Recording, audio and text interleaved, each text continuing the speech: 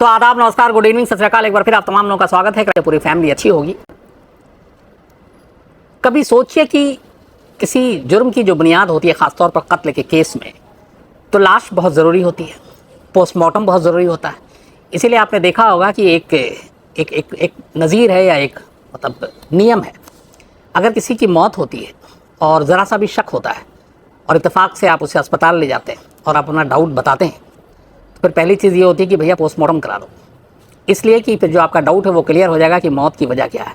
कई बार ऐसा अक्सर होता है कि एक अच्छे खासे आदमी की मौत हो जाती है, घर वालों को लगता है कि नहीं अभी शायद सांसें बची हैं, हॉस्पिटल लेकर भागते हैं, फिर डॉक्टर देखते हैं, बाकी अगर उन्हें भी ज़रा सा डाउट होता है कि इसमें कुछ फाउल प्ले है तो डॉक्टर भी पोस्टमार्टम के लिए रिकमेंड करते हैं। कई बार ये होता है घर वाले कहते हैं नहीं पोस्टमार्टम हमें नहीं कराना, ले जाते हैं। उसके बाद अगर वो फिर बातें करें कि मुझे पता नहीं कैसे मौत हुई, कुछ शक है, तो कोई फ़ायदा नहीं होता, क्योंकि पोस्टमार्टम मौत की वजह बताता है। पोस्टमार्टम से मौत का वक्त, मौत की वजह, सब कुछ पता चल जाता है। अब पुलिस के सामने कोई ऐसा केस आए जिस पर कोई शक तो जताए कि सामने वाले की मौत नेचुरल नहीं थी, बल्कि वो एक कत्ल है, मर्डर है, लेकिन पुलिस तफ्तीश कैसे करे, क्योंकि लाश भी नहीं है, अंतिम संस्कार हो चुका, पोस्टमार्टम कराया नहीं गया, तो अब फिर नतीजे पे कैसे पहुंचा जाए। तो ऐसा नहीं है कि ऐसे केस में जांच नहीं होती या इंसाफ नहीं मिलता। बहुत सारे ऐसे केस हैं जिसमें कोई सबूत नहीं, कोई गवाह नहीं, बल्कि ऐसे तो केस और भी अलग अलग होते हैं जिनमें लाश है, पोस्टमार्टम रिपोर्ट है, लेकिन गवाह नहीं है, सबूत नहीं है, सर्कमस्टेंशियल एविडेंस नहीं है, उसमें क्या किया जाए। बहुत सारे ऐसे मामले हैं। लेकिन यहाँ पे ये है कि एक शक है, लेकिन न लाश है न पोस्टमार्टम रिपोर्ट है, और पुलिस को मामले की जांच करनी है। कैसे ये जांच आगे बढ़ती है, कैसे ये कहानी आगे बढ़ती है, कैसे फिर खुलासा होता है और कैसे सच सामने आता है, आज की पूरी कहानी। और ये कहानी इसलिए भी इम्पोर्टेंट है कि इसी केस में आज यमुनानगर कोर्ट का, लोअर कोर्ट का एक फैसला आया और उन्होंने अपने इस फैसले में 4 लोगों को उम्र कैद की सज़ा सुनाई है। बट उस सज़ा के बारे में बताऊं उससे पहले कहानी के ऊपर आ जाता हूँ। 27 मई 2016, 27 मई 2016 को हरियाणा के यमुनानगर इलाके में एक बहुत बड़े बिजनेसमैन जिनका प्लाईवुड का काम था, फैक्ट्री थी, योगेश बत्रा, रोज़ाना की तरह वो घर लौटते हैं, रात को सो जाते हैं। सुबह उनकी पत्नी प्रियंका उठती हैं, देखती हैं कि उनके पति जो वक्त हो चुका था उठने का, उठते नहीं है। वो उनको हिलाती दुलाती हैं, आवाज़ देती हैं, लेकिन वो आँख नहीं खोलते। वो घबराती हैं, चीखती चिल्लाती हैं। फिर प्रियंका के फादर जो हैं वो डॉक्टर थे, फिर उनको बताती है। उसके बाद ये होता है कि योगेश बत्रा की मौत हो गई। और मौत कैसे हुई? प्रियंका के फादर, प्रियंका कहती कि सो रहे थे, अचानक हुआ। तो सिम्टम ऐसे ही था कि ये एक साइलेंट हार्ट अटैक था, दिल का दौरा पड़ा था बहुत ही खामोशी के साथ। और प्रियंका के फादर भी यही बात कहते हैं, चूँकि एक डॉक्टर थे, शक की कोई गुंजाइश नहीं। इसके बाद प्रियंका योगेश के घर वालों को खबर करते हैं, योगेश के माँ बाप, बाकी रिश्तेदार आते हैं। अचानक मौत हुई थी, पूरा परिवार सोगवार था। खैर इसके बाद और चूँकि कोई शक की गुंजाइश थी नहीं, परिवार में एक डॉक्टर, और वो खुद कह रहा है कि ये एक हार्ट अटैक है। तो इस वजह से सारे रिश्तेदारों के इकट्ठा होने के बाद 28 मई 2016 को योगेश का अंतिम संस्कार कर दिया जाता है, पूरे परिवार की मौजूदगी में, तमाम रस्मों रिवाज के साथ।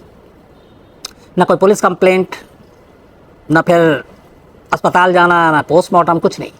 बस घर में मौत हुई, घर वालों को बताया गया और किसी को भी कोई इसमें शक की गुंजाइश नज़र नहीं आई, और इसके बाद अंतिम संस्कार कर दिया गया।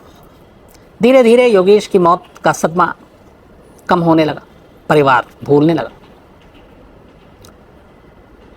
करीब महीना भर गुजर गया था। ये मई की बात है, 27 मई की। जून का महीना आ गया। अब चूंकि योगेश की मौत हो चुकी थी, प्रियंका विधवा हो गई थी। योगेश के माँ बाप को बड़ी फिक्र थी प्रियंका की, अपनी बहू की, क्योंकि 18 साल से वो उनकी बहू थी। 18 साल पहले शादी हुई थी प्रियंका और योगेश की।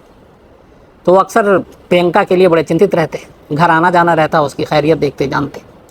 लेकिन पता नहीं क्या हुआ कि 1 महीने के अंदर अंदर योगेश के माँ बाप को लगा कि उनकी बहू को अपने पति के खोने का जो गम और दर्द होना चाहिए वो ऐसा कुछ दिख नहीं रहा। उसकी रोज़मर्रा की रूटीन, बाकी की चीज़ें सब वैसे ही है। पहले उन्हें ऐसे ही लगा कि हो सकता है धीरे धीरे वक्त ने ज़ख्म को भर दिया, लेकिन फिर उन्हें लगा कि नहीं, कुछ गड़बड़ है। जुलाई का महीना आ गया। अब जुलाई में फिर उन्हें अपने बहू को देखकर लगा कि इतनी जल्दी कोई भी विधवा होने के बाद अपनी ज़िंदगी को ऐसे नहीं ढर्रे पे ढाल सकती जैसे उसकी बहू कर रही है प्रियंका। ख़ासतौर पर अब योगेश बत्रा के फादर को इस बात की थोड़ी सी शक होने लगा। अब करें क्या, पोस्टमार्टम तो हो चुका, लाश भी नहीं है। तो उन्होंने लोकल पुलिस से जाके अपने इस शक को जताया। उन्होंने कहा कि मुझे लगता है कि मेरे बेटे की मौत नेचुरल नहीं थी बल्कि कत्ल किया गया। अब लोकल पुलिस भी 4 महीने हो गए थे लगभग इस बात को, नहीं बल्कि 2 महीने के करीब। अब लोकल पुलिस को लगा कि क्या करें। उन्होंने कहा कि ठीक है हम जांच करते हैं, बट पुलिस का रवैया था कि कोई मतलब था नहीं। उन्होंने जांच वाँच की नहीं। योगेश के फादर चक्कर काटते रहे, कुछ नतीजा निकला नहीं। आखिर थक हार कर योगेश के फादर ने एक डिटेक्टिव एजेंसी को हायर किया और कहा कि मुझे लगता है कि मेरे बेटे का कत्ल हुआ और आप इस मामले में मदद करें। तो जासूसों ने कहा ठीक है हम करते हैं। अब उनके सामने भी यही मुश्किल कि कैसे पता करें। तो कड़ी एक ही थी और वो थी प्रियंका। जासूस लग के अपने काम पर प्रियंका को फॉलो करने लगे। धीरे धीरे वक्त बीता, जुलाई का महीना आ गया। 23 जुलाई 2016, योगेश बत्रा की मौत के करीब 2 महीने की बात है। प्रियंका चंडीगढ़ जाती है और चंडीगढ़ में एक पार्टी थी। उस पार्टी में खूब डांस करती है, खूब एंजॉय करती है। उसके बाद चंडीगढ़ से वो वापस यमुनानगर लौट आती है। इत्तेफाक से जो जासूस उसके पीछे लगे थे वो जासूस भी उस पार्टी में थे। उसकी तमाम तस्वीरें खींचते हैं, वीडियो बनाते हैं। वापस आकर वो योगेश के पिता को वो सारी चीज़ें सौंप देते हैं। अब योगेश के पिता को देखकर यकीन हो जाता है कि मामला कुछ गड़बड़ है, क्योंकि जिस औरत को विधवा हुए अभी 2 महीना हुआ वो इस तरीके से पार्टी कर रही है, जाकर एंजॉय कर रही है। और साथ में उस तस्वीर में एक शख्स था जिसके वो सबसे ज़्यादा करीब थी। उसको देखकर और भी डाउट होता है। फिर वो उसके बारे में कहते हैं कि और पता करो। तो पता चलता है कि वो जो शख्स जिसके साथ पार्टी में प्रियंका थी उसका नाम रोहित है। वो एक जिम ट्रेनर है। और फिर पता किया गया तो पता चला कि प्रियंका उसी जिम में जिम के लिए जाती थी। बीच में प्रियंका का वेट बढ़ गया था तो अपना वज़न कम करने के लिए उसने जिम ज्वाइन किया और उसका ट्रेनर था रोहित उसी जिम में। तो वहाँ उससे दोस्ती हुई थी और वहीं पार्टी में था। अब इन तस्वीरों को देखने के बाद योगेश के पिता को लगा कि उनके बेटे के दिल का दौरा पड़ने से मौत नहीं हो सकती, कि वो बिल्कुल फिट था, ठीक था, कभी कोई उसकी कोई बीमारी भी नहीं थी। लेकिन पुलिस ने कोई काम किया नहीं।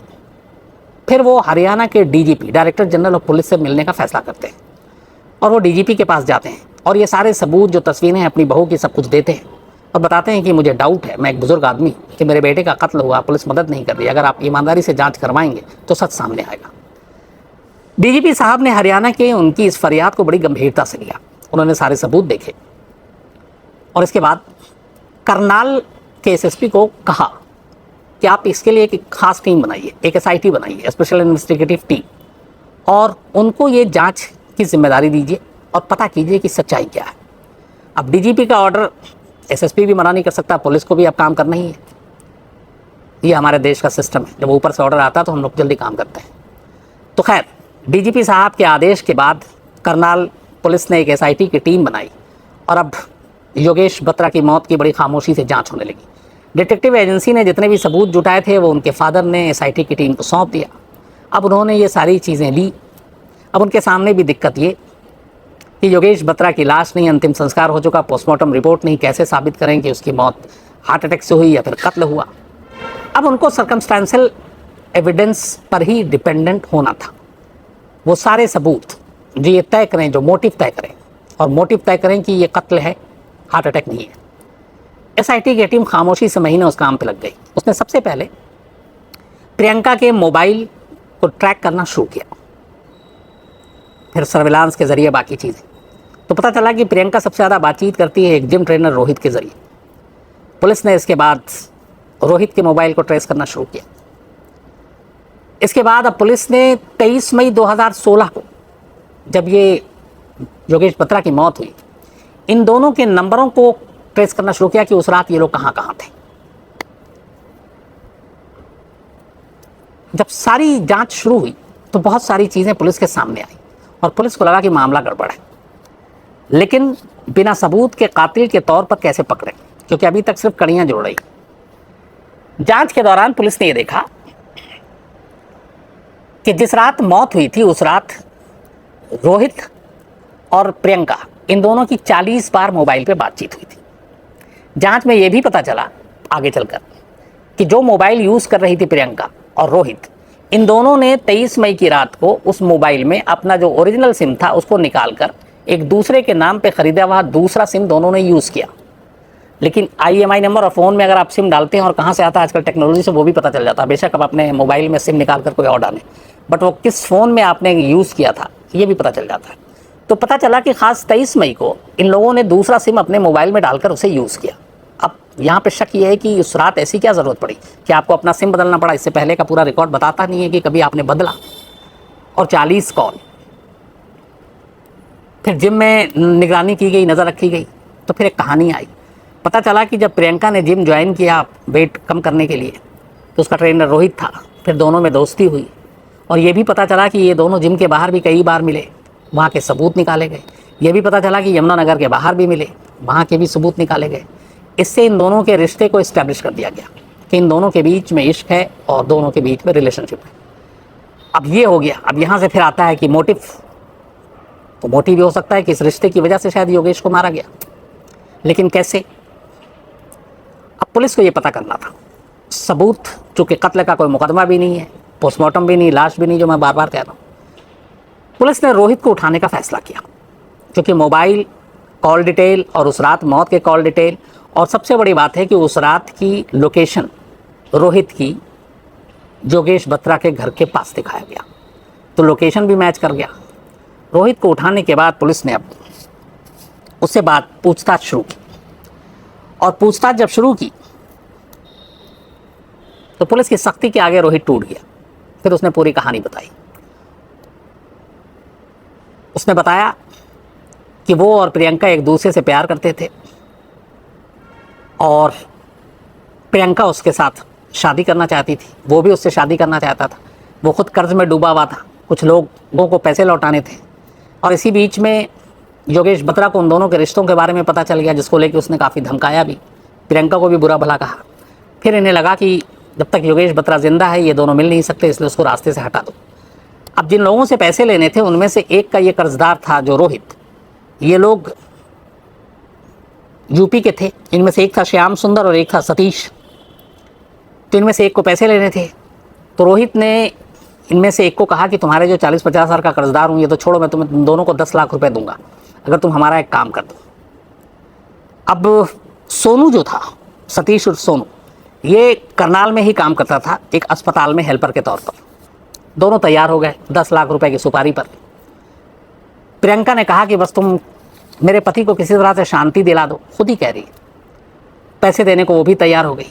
इसके बाद ये तय हुआ कि कैसे मारा जाए। तो ये हुआ कि रात को सोते हुए बेहोशी की दवा के ओवरडोज दिए जाए, जिससे उसकी मौत नेचुरल लगे। अब चूंकि इसमें जो सोनू सतीश था ये करनाल के पारस अस्पताल में हेल्पर था, तो ये इसे पता था बेहोशी के इंजेक्शन और सिरिंज के बारे में। तो ये 23 तारीख डिसाइड होती है। 23 तारीख को ये 2 सिरिंज और बेहोशी के इंजेक्शन जो दवा थी वो ले लेता है। इसके बाद ये और श्याम सुंदर और रोहित, ये तीनों वहाँ से निकलते हैं करनाल से। जब ये यमुनानगर के बॉर्डर पे पहुँचते हैं रेलवे फाटक के पास, तो खुद प्रियंका उनके पास आती है अपने घर से निकलकर। इनोवा गाड़ी में थे ये, प्रियंका उनके साथ गाड़ी में बैठती है, यमुनानगर अपने घर आती है। घर आने के बाद इन लोगों को बाहर छोड़ देती है, वो खुद घर में जाती है, पीछे का दरवाज़ा खोलती है और कहती है जब मैं इशारा करूँगी तब अंदर आना। उसके बाद जैसे ही योगेश बत्रा सो जाता है, प्रियंका पीछे का दरवाज़ा खोलती है। ये तीनों बाहर इंतज़ार कर रहे थे, तीनों घर के अंदर दाखिल होते हैं, कमरे में जाते हैं, देखते हैं योगेश बत्रा सो रहा है। अब रोहित और एक और जो श्याम सुंदर है वो पकड़ लेता है, और सोनू जो है वो उसको बेहोशी का इंजेक्शन देने की कोशिश करता है, लेकिन नींद से उठ जाता है योगेश बत्रा और वो अपने आप को बचाने की कोशिश करता है। इस झपटा झपटी में एक सिरिंज टूट जाता है। अब दूसरे सिरिंज में भरा गया इंजेक्शन, लेकिन फिर झपटा झपटी में वो भी टूट गया। तो अब ये था कि इंजेक्शन दे के मार नहीं सकते थे, क्योंकि सिरिंज टूट चुका है, अब लाने का मौका नहीं है। तो बेहोशी की दवा की प्लानिंग जो है वो फेल हो गई। अब क्या करें? तब तक रोहित और बाकी लोगों ने देखा कि अब तो मामला बिगड़ गया है। उन्होंने तकिया मुंह पे रखा रोहित के, योगेश बत्रा के, और तब तक दाबे रखा उसका मुंह और नाक, जब तक उसकी सांसें टूट नहीं गई। थोड़ी देर के बाद उन लोगों ने देखा, प्रियंका ने देखा कि अब मौत हो चुकी है। वो तीनों वापस बाहर जाते हैं, गाड़ी में बैठते हैं, चले जाते हैं। प्रियंका वापस आती है घर में, रात भर कमरे में टहलती है। सुबह जब उसके उठने का वक्त था, उस वक्त का इंतज़ार करती है। जैसे ही उसके बाद वो वक्त आता है, वो शोर मचाती है, फिर सबको फ़ोन करती है रिश्तेदारों को और कहती है कि देखो दिल का दौरा पड़ने से मौत हो गई। किसी को शक होता नहीं। प्रियंका के फादर को भी इस बारे में जानकारी नहीं थी कि उनकी बेटी ने ही कत्ल किया है, चूँकि लेकिन वो डॉक्टर थे तो वो बताती है कि ऐसे उनको कुछ बेचैनी से हुई थी रात को, और ये तो उन्हें भी लगा कि हाँ ये सारे सिम्टम जो हैं उसने सारा स्टडी कर रखा था कि दिल का दौरा पड़ने के ही है, तो शायद वही हुआ। तो उन्होंने साजिश के तहत नहीं बल्कि एक डॉक्टर होने के नाते आम तौर पे जो एक परसेप्शन है कि किस तरीके से दिल का दौरा पड़ता है क्या, वो उन्होंने कहा था। तो उनकी बात को सुनकर योगेश बत्रा के माँ बाप को भी कोई शक नहीं हुआ और इसीलिए उन लोगों ने उस वक्त कोई सवाल नहीं उठाए और इसीलिए पोस्टमार्टम भी नहीं हुआ और अंतिम संस्कार हो गया। लेकिन एक बाप के मन में अपने बहू के महीने भर के अंदर बदलते रवैये ने शक के बीज को बोया और उन्हें लगा। फिर उन्होंने अपने बलबूते पर जब पुलिस ने मदद नहीं की, जासूसों को हायर किया, सबूत जुटाए, तो डीजीपी के पास गए। आखिर में पुलिस जांच हुई और इस तरीके से बिना लाश के और बिना पोस्टमार्टम रिपोर्ट के एक कत्ल का मुकदमा दर्ज हुआ। पुलिस ने इन चारों आरोपियों को गिरफ्तार किया, लेकिन ये केस भी इतना हल्का था क्योंकि आपके पास सबूत नहीं है, सिर्फ कहानियाँ थी और जो इलेक्ट्रॉनिक एविडेंस थे वो थे फ़ोन कॉल लोकेशन। तो कोर्ट में गिरफ्तारी के बाद में इन्होंने बेल एप्लीकेशन दिया और ये ज़मानत पे बाहर भी आ गए। आज 7 अक्टूबर को यमुनानगर की एक अदालत ने, लोअर कोर्ट ने अपना फैसला सुनाया और उसने अपने फैसले में योगेश की पत्नी प्रियंका, उसके बॉयफ्रेंड रोहित, श्याम सुंदर और सोनू, इन चारों को लाइफ इम्प्रिजमेंट, उम्र कैद की सज़ा दी है। और कोर्ट ने उन सबूतों को माना जो पुलिस ने जुटाया। वो जो सबूत सबसे अहम साबित हुए वो थे 23 मई 2016 की रात योगेश बत्रा के घर के अंदर और बाहर रोहित का लोकेशन, मोबाइल लोकेशन, बाकी दोनों आरोपियों का लोकेशन और बातचीत लगातार 40 कॉल प्रियंका और इन लोगों के बीच। इन सारी चीज़ों को कोर्ट ने एक पक्के एविडेंस के तौर पर माना, सर्कमस्टेंशियल एविडेंस के तौर पर माना और यही चीज़ें जो है ये इन चारों के खिलाफ गई और कोर्ट ने इन चारों को उम्र कैद की सज़ा सुनाई। ये तो थी कहानी। अभी एक ऑडियो बुक है कुकू FM ऐप, बल्कि जैसे मैं आपको कहानी सुना रहा हूँ तो इस पर भी ऑडियो में ये कहानी आती है और मैं इसलिए कह रहा हूँ कि रमन राघव, कहानी भी सुनाई आपको, पहले भी मैंने बताया था रमन राघव के बारे में पूरी। तो इसकी कहानी है इस कुकू FM ऐप पर। आपको कहानी सुनने के वैसे ही आप लोग शौकीन हैं, तो अब पहले होता था ऑडियो, पहले बुक होता था किताब, अब ऑडियो बुक है, मतलब आप पढ़े नहीं सुने। तो कुकू FM ऐप पर आप जाकर रमन राघव और बाकी कहानियाँ ऐसे सुन सकते हैं और मुझे लगता है आप सुनेंगे तो मज़ा भी आएगा। ख़ासतौर पर कुकू FM ऐप ने क्राइम तक फैमिली के लिए एक कोड दिया है CT20, CT, C for crime, T for तक, CT20 ये कोड है। इस कोड को अगर आप अपनाएंगे और इस पर आप कूपन कोड है ये, तो 20% का डिस्काउंट भी है। तो बाकी ज़्यादा जानकारी के लिए आप जो नीचे लिंक डिस्क्रिप्शन है उस पर आप क्लिक करेंगे तो बाकी आपको और भी जानकारी मिलेगी। तो कुकू FM ऐप पर भी आप ऑडियो बुक कहानी सुन सकते हैं रमन राघव। जैसे अभी मैंने आपको ये कहानी सुनाई कि कैसे बिना पोस्टमार्टम, बिना लाश, बिना FIR के एक मौत को कत्ल तक पहुंचाया गया और अदालत ने न सिर्फ ये हुआ, ऐसे कई केस तो होते हैं, लेकिन अदालत ने सज़ा भी सुनाई और उम्र कैद की सज़ा। हालांकि अब देखना ये होगा कि हाई कोर्ट और सुप्रीम कोर्ट इस केस में आगे क्या करती है, क्या ऐसी फैसले को बरकरार रखती है या फिर इस मामले में गवाहों को, सबूतों को देखते हुए लगता है कि नाकाफ़ी है, क्योंकि ऐसे बहुत सारे केस देखे हैं हमने। लोअर कोर्ट में तो सज़ा हो गई, ऊपरी कोर्ट से बरी हो गए। तो इसके लिए लेकिन हमें इंतज़ार करना पड़ेगा।